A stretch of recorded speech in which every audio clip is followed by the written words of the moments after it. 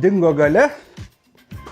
Pirmas darbas, kurį turėtumėte atlikti, tai pasitikrinti, ar švarus jūsų oro filtras, nes jeigu oro filtras yra užsiteršęs pjuvenom ar dulkėmis, drastiškai krenta pjūklo gale. Už tai nepamirškit periodiškai jo įsiplauti.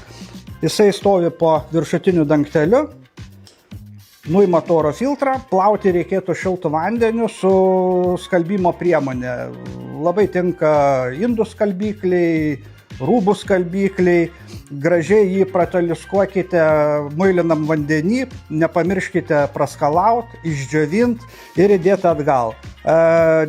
Šitą filtrą periodiškai reikėtų valyti vieną kartą darbo savaitėj.